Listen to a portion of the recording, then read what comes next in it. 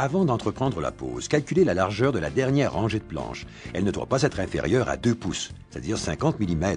Le cas échéant, il faudra tailler la première rangée de planches sur la longueur.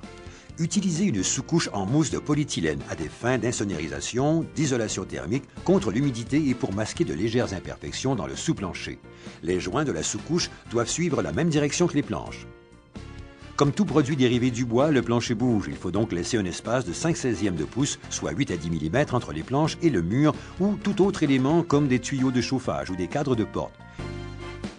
Pour prendre la mesure exacte de la dernière planche, faites-la tourner sur 180 degrés et placez la planche à côté de la rangée installée de manière à ce que la languette repose sur l'autre languette.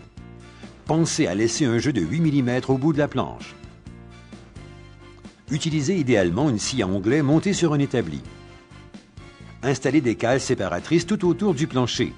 Vous pourrez également tailler les planches Quickstyle avec une scie circulaire ou une scie sauteuse pour les coupes particulières. Après avoir installé temporairement les 3 premières rangées, tirez une ligne au cordeau d'un bout à l'autre de la 3e rangée et vérifiez l'alignement des planches. Une fois que vous êtes sûr que le mur est droit, appliquez l'adhésif. Dans le cas où le mur n'est pas droit, ajustez les cales séparatrices de façon à ce que les premières rangées de planches soient parfaitement droites. Le plancher stratifié est flottant, c'est-à-dire qu'il ne faut ni coller, ni clouer, ni fixer de quelque autre façon que ce soit les planches au sous-plancher. On ne colle que les languettes et les rainures. Pour ajuster les planches, ne frappez jamais les languettes directement avec le marteau, mais utilisez plutôt le bloc d'ajustement conçu à cette fin. Mesurez la largeur exacte de la dernière rangée. Pour ce faire, posez d'abord une planche sur la rangée précédente, puis posez une seconde planche sur la planche à mesurer.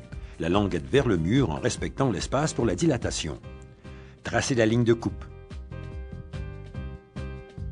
Vous attendrez 24 heures avant de marcher sur le plancher.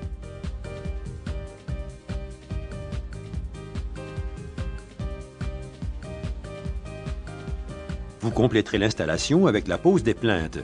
Celles-ci, comme pour le bois franc, camoufleront l'espace prévu pour la dilatation.